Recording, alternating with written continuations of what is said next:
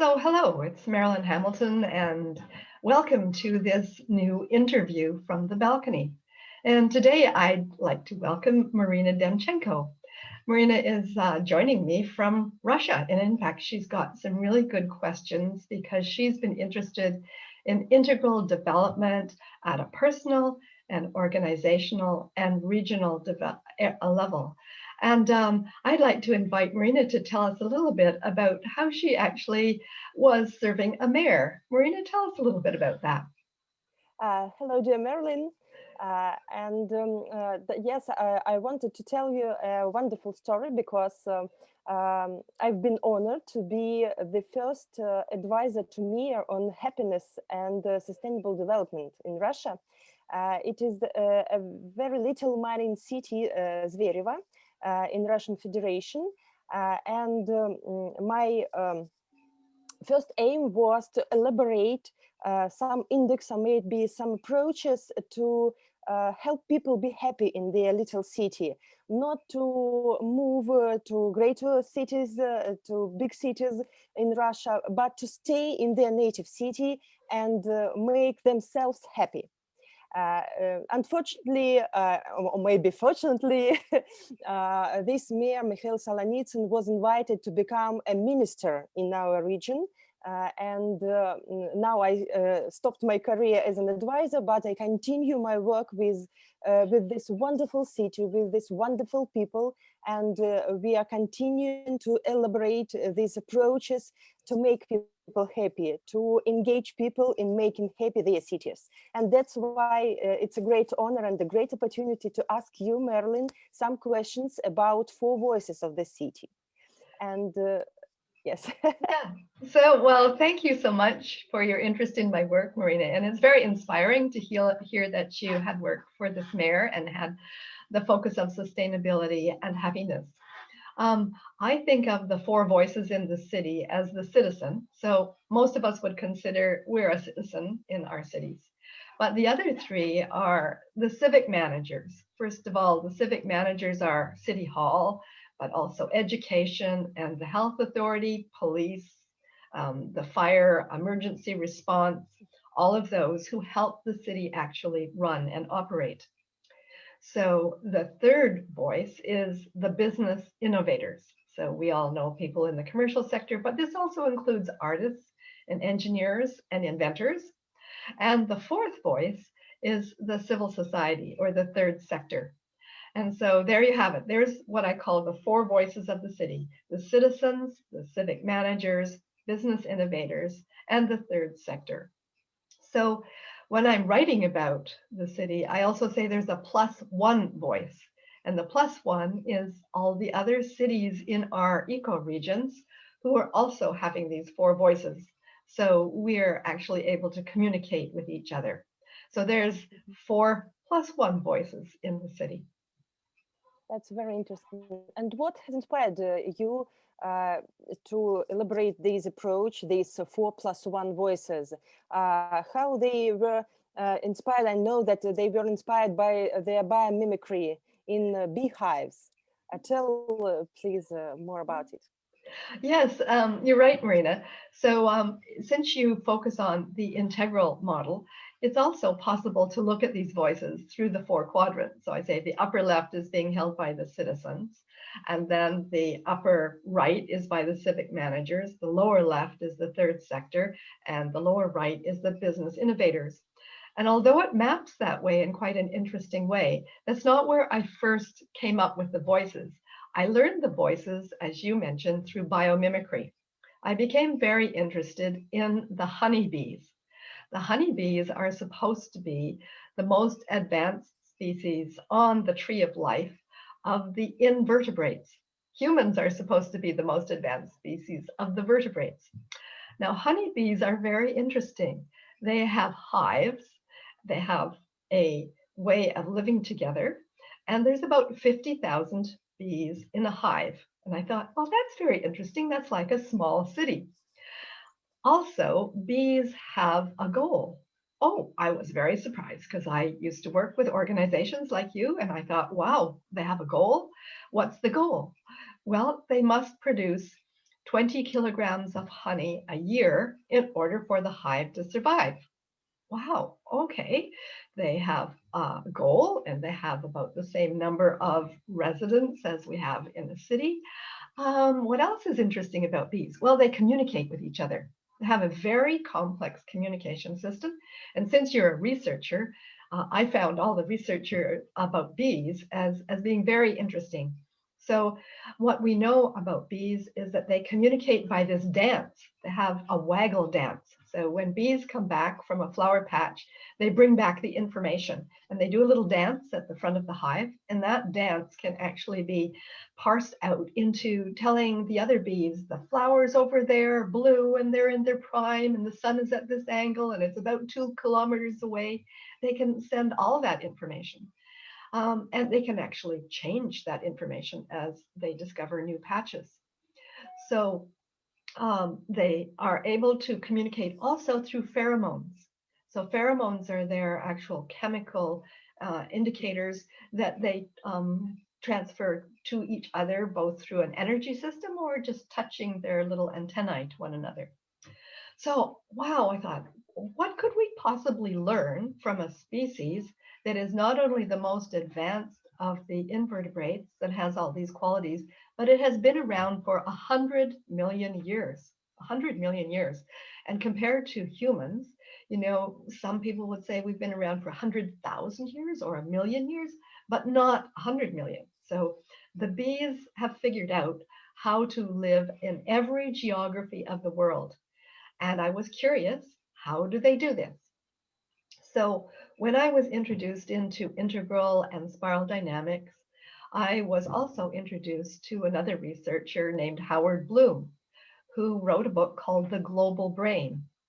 And in that book, because he was originally an entomologist, he studied insects.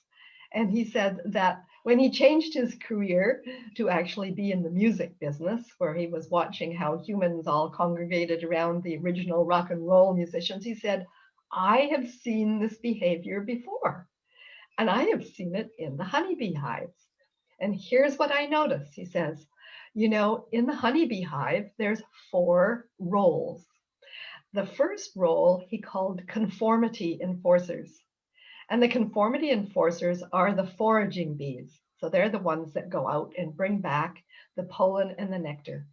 And they do the little dance at the front of the hive and they tell everybody else what they found. And that about 90%, 90 of the hive are conformity enforcers. So most of them. There is a second role called the diversity generators. And they're similar. They're also going out foraging. But their job, they only have about 5% of the hive. Their job is to go to a different place than the conformity enforcers. So when they come back and do their dance in the hive, they're doing completely different. Instead of a swing, they're doing, you know, like maybe a river dance instead, you know. And so they're giving very different information. So conformity enforcers and diversity generators. And then there's 2 other roles. The third one is called resource allocators. And the resource allocators work with the 4th role, which is called an inner judge. And between them, they're very low, maybe 1 to 3% of the hive. And their job is to say, are we achieving our goal? Are we getting to produce our 20 kilograms of honey a year? And so how do they work together? Well, the conformity enforcers go out, they find a good rich patch of pollen and nectar, they bring it back, they do their little dance in front of the hive, and the resource allocators and inner judges say, good job, we're going to reward you for good performance. So we give you a little bit more fuel and you can go back and get some more. So that's what happens. They have a performance and reward system that actually measures, are they bringing back a full load of what they can from the flower patch? And you must think that when they keep going back 90% of the hive to the same flower patch, gradually they bring back less and less and less because they run out of the pollen and the nectar. And so the resource allocators and inner judges say, we are only going to reward you in proportion to the potential you could bring back. So they keep cutting back the reward, and eventually those poor conformity enforcers are cut right off. And you would think that this would not be a very good strategy for the hive, but it causes those bees to get depressed. And they actually can measure depression in bees through their pheromones. They go down. Meanwhile, those diversity generators, they're going to all different patches and they're bringing new information back. And so when the conformity enforcers were in full activity, it was like they were having a rave, like a huge party. And so no one listened to those diversity generators. But the diversity generators are always coming back, doing their little dance, sending the information into the hive. And when those conformity enforcers get depressed, all of a sudden they notice there's a little party going over here with the diversity generators, and they go and they get that information and they go try a completely new source of the pollen and nectar. So they start going to a different patch. And so this is a beautiful way that the bees have actually created what I would call a complexity curve. And this is how they become sustainable. So they use a whole hive strategy where the conformity enforcers are doing the foraging for the main part of 90% of the hive. The diversity generators are always looking for new resources. And together, the resource allocators and inner judges are helping to determine, are we achieving our goal? So I look at this and I go, my goodness, 4 roles. I wonder what they are in the city. So I'm thinking about this and I think, well, I think conformity enforcers would be like our citizens. So there's the first voice. And I think diversity generators would be like our business innovators. So there's a second voice. And I think those resource allocators are like our civic managers. They're actually enabling the hive to operate. And who could be those inner judges? It took me a long time to think about that one. And gradually I came up with the idea that they may be the third sector, the civil society, because they're always looking out in the city to see who hasn't been looked after. What are the goals that we're trying to achieve for well-being? And in your case, happiness. Are we actually achieving them? And so that's how I derived the 4 voices of the city, and they were mapped on to the hive's 4 roles. Citizens are conformity enforcers. The business innovators are diversity generators. The resource allocators are civic managers, and the inner judge is the third sector. So does that make sense to you? Yes, that's very interesting. Could you tell more what's the difference between the civic managers and the third sector, between the resource allocators and inner judges in the beehive? Yeah, well, we would say a lot of the research now says that bees have such a thing as a hive mind. So it's actually maybe something that's in the field. There's such a thing as a morphogenic field for each species. And this may be just information that the bees are able to hold on behalf of the whole hive. If we were going to sort of come down to looking at how do we look at the difference in cities, it does depend a lot on our cultures.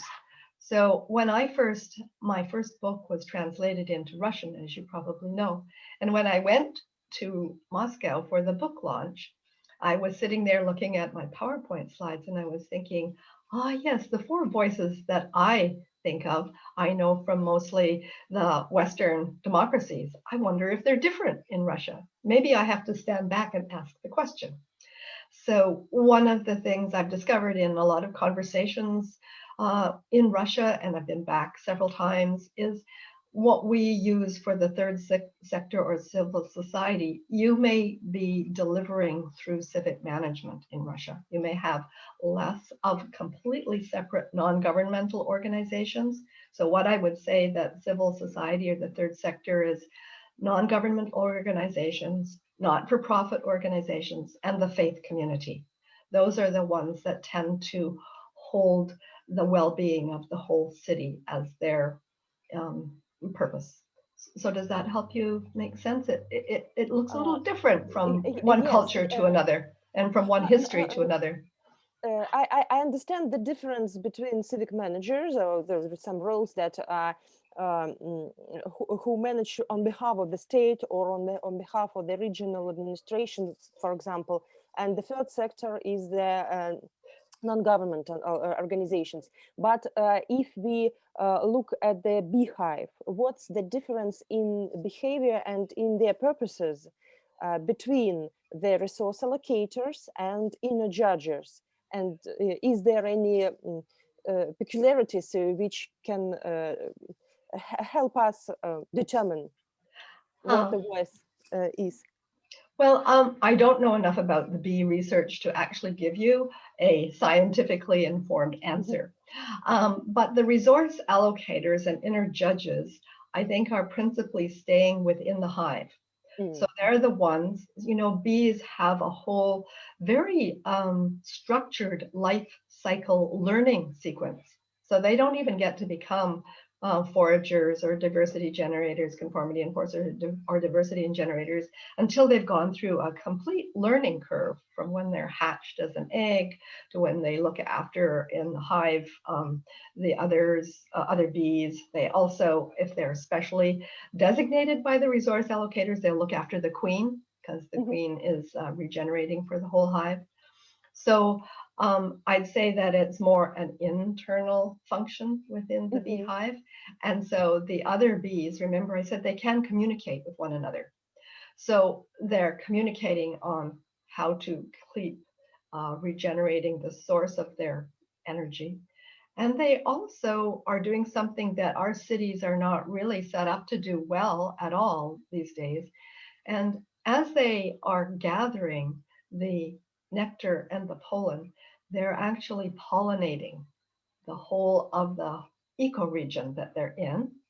And that means they're not only gathering energy for this year, they're making the life conditions for energy to be available next year. So they have a double sustainability loop. The one that the resource allocators look after inside the hive for producing 20 kilograms of honey, and the one that the whole hive, because of the way it goes and activates the ecoregion, it's producing this value for the hive for next year and for all the other life out there that depends on the pollination that the bees do. Yes, So it's we pretty have to learn. magical. We have to learn from the bees. That's what I'm inspired to do. Yeah. Yes, it's very great.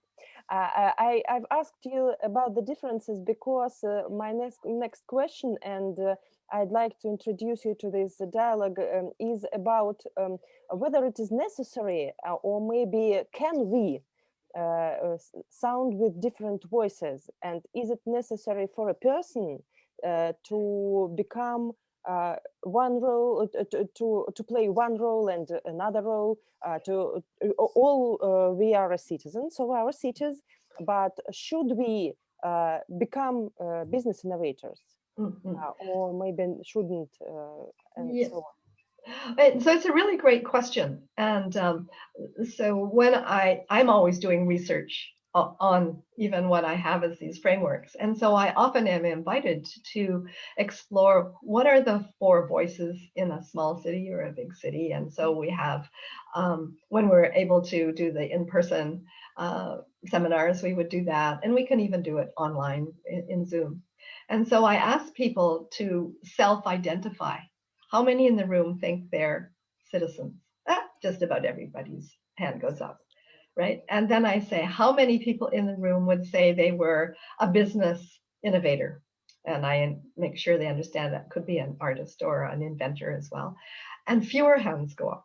So it's just like the beehive, it's 90%, 5%. When I ask this question in organizations, I ask, so what percentage of your organization do you think are diversity generators? And I often have a very long, quiet pause, and people will say, I don't think we have any. Because they've organized the organization to do one thing, to focus only on that purpose. And they haven't got an allocation that goes out and sees what else could be possible, like renewable or regenerative or innovative. So if I'm working in the seminars with the city people, few hands go up for business innovator. And then I say, how many people would call themselves civic managers?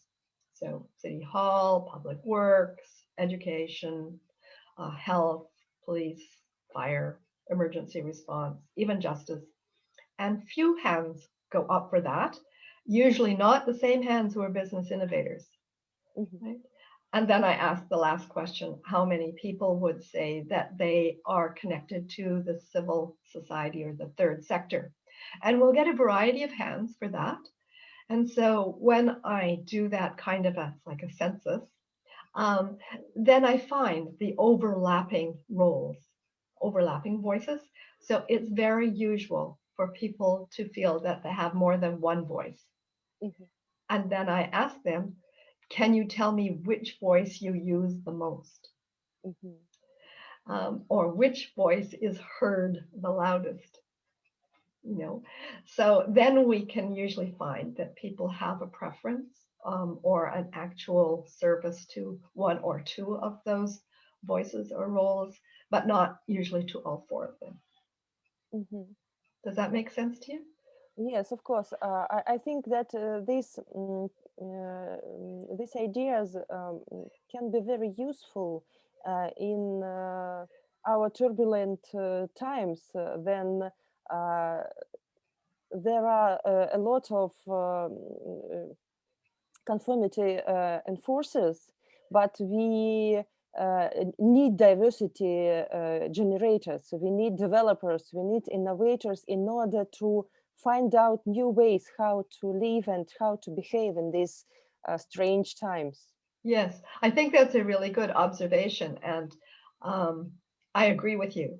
And actually, as I look around the world, I feel like this is where cities make me optimistic, because I think that it's at the city scale, whether it's a village size, or I live in an eco-village in Findhorn in Scotland, or a large city like Moscow, or maybe a smaller one like Rostov. At all of those different scales, it's probably the cities that are taking the most initiative, rather than regions or national governments, because this is where people have to live day to day.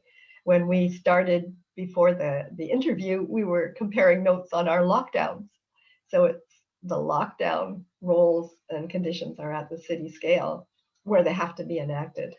So I feel that we are discovering in our cities that we are able to innovate. And so we do things that we haven't done before because we're forced to either get the food we need, to get the cooperation we need, to even get the immunity that we need in order to stay safe from the virus. So I think there's a lot of innovation happening at the cities. And I think if we look at before and after, we may find in research that business or innovation expanded during this time. It didn't contract because out of necessity.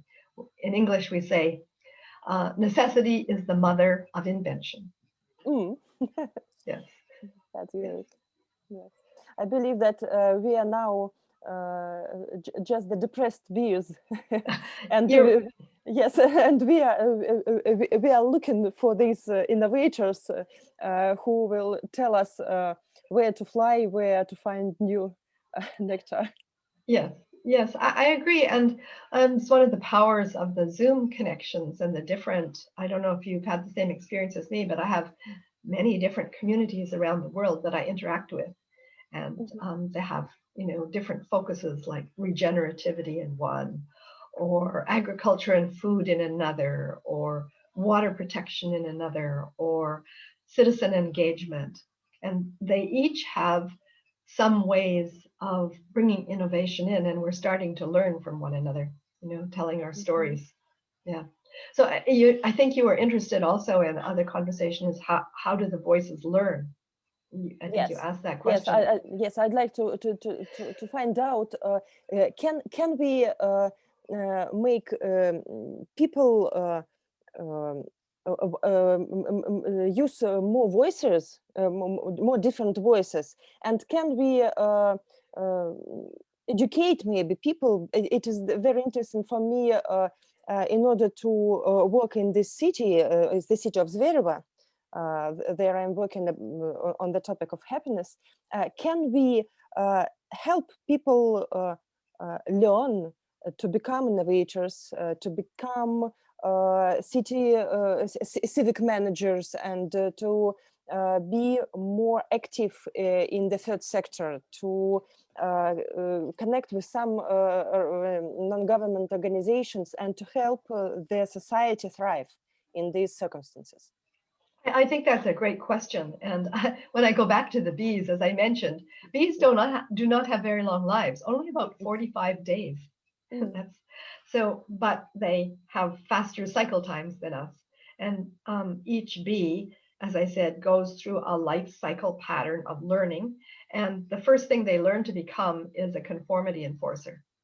And then they select, I don't know how, but they do select the diversity generators, because they have some different qualities than conformity enforcers. They know that they're not conformity enforcers, so they know to go and do something different. And the more mature bees are the ones who are the resource allocators and the inner judges. Another word for inner judge that we use in human systems is integrator. So we use the idea that the integrator helps us weave together all of the discoveries and actions and the ways that we connect together for all four voices. And so I think that that is a similar pattern that I would observe from my work in leadership development, that we need to, first of all, optimize our roles as citizens. And we often attempt to do this in different cultures by teaching children civics. That's what we call it in English. But usually it's taught in a very boring way, and it just kind of like goes out one ear and in the other, in one ear and out the other. And so what we need to do, though, and what we could do, and I think is one of the ways that adults can model for children, is they invite children along to their workplaces. They shadow them. Well, this is very interesting when you think about what we're doing in a COVID world. Most children are being kept at home to do their schooling by parents, so parents have to learn the curriculum. But then most parents are having to work from home. So children are observing their parents do their work. So in effect, we may be actually changing and improving the ways that the conformity enforcers and diversity generators are modeling for their children. It's interesting, you know, the civic management group of people, I think, are considered in most of our ways of doing lockdowns. They're considered essential services. So many of those people are continuing to go to their workplace, and their children, say in the UK and Scotland, are allowed to go to school because they need to be looked after while their parents are doing essential services. So I think we're reinventing the education system as part of the outcomes of this pandemic. And we're also reinventing the relationship between children, parents, and teachers. And we're still in the middle of this, but it's becoming a little bit more like what I call a human hive. We're more like working within a hive set of constraints instead of being off and about and never seeing each other except maybe if we're lucky at a meal, you know. So it's much more of a whole day experience, and I think this could be quite good as an outcome. I think so. Dear Marilyn, you've told about the third sector as about the integrators, and that's why I'd like to ask you, don't you see any correlation between the four voices and different stages of development in Wilber's theory, or maybe in spiral dynamics, And so maybe the third sector is somebody with green or maybe teal or yellow stage of development, and citizens are more conventional ones. What do you think about this correlation? Is it possible to look at this model as some stages of development? It was an interesting question when I first saw that you were curious about that, because it's a little bit related to a question I'm often asked, you know, having framed this new way of looking at the city as the integral city is like, Marilyn, where are the integral cities? Like, and people assume that an integral city is going to sort of be all at a yellow or teal level. And I say, well, actually, integral city is a framework. It's not an actual description of a city at one level. And I said, for one thing, I don't think cities will ever become that, because we always have to go through the developmental cycle. So we will always have all levels of development in the city. I think if we want to optimize the different levels to be performing in different ways, then we have to create the life conditions for a lifelong learning. And rather than say that the voices are at any particular level, I have experimented with that, because like you, I would have thought maybe the citizens tend to be a traditional voice, and maybe the civic managers are more like a very, in spiral dynamics terms, a blue order, you know, and looking at standards and organization, whereas maybe business innovators are, quote, orange, and they're enterprises and they're looking for strategies and results. And if I say that the civil society is just green, then it really excludes a whole group of civil society that's looking at very basic things like water and food, and they may not necessarily be thinking about it in great philosophical terms. They're just trying to deliver the basics of life, kind of thing. So if you look at the Integral City books or on the website, you'll see that there's 5 maps that I have of the city. And the map, what I call map 4, shows all the different organizational forms that we have created over history. And rather than a city being at any one of those forms, I say cities have all of them. And a healthy city will have all of them, because they're actually meeting both different needs and different values. And that a city that is both exhibiting well-being and, I would think, happiness, has ways that those are integrating together like an ecology of organizations. And so the learning trajectory for an individual, I would love to see that it starts at a natural series of basic life skills that in many enlightened places is how children are introduced to learning, but that it also focuses on individuals' purpose. I think we each have a calling. And a lot of the traditional school systems don't acknowledge that at all, and don't allow that to flourish and bloom. And so that's how I think that the ecology of the system would naturally and healthily arise. And I would say 2 more things that context that. One is that not only do individuals have a purpose, but I think organizations have a purpose in service to the city. And the cities themselves have a purpose in service to the earth, or Gaia. So if we create the conditions for the purposes to flourish, then I think that we would have well and happy cities. And I think that we would have a very much more innovative educational and learning system than we generally have now. Yes, that will be beautiful. And of course, when we speak about the stages of development, we know that every lower stage is included. Yes. And every upper stage embraces Yes, Yes. and includes the lower ones. And that's why I think that's natural that there are many blue or maybe egocentric, maybe traditional world views in the group of citizens. And that will be very great if we had more innovative people who were eager to serve to their organizations, to their employees, to their people who live in these cities.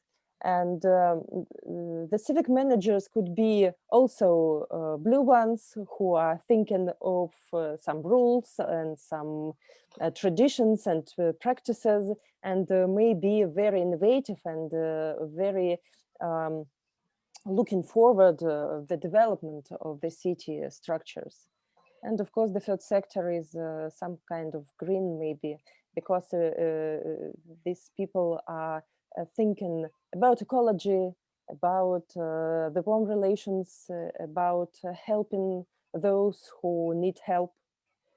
And Yes, and there's one more thing you could think about in the third sector that I think they bring in, and that's purple. So you go way back down to the second level of complexity, and what they offer many times, especially through the faith communities, is bonding and belonging.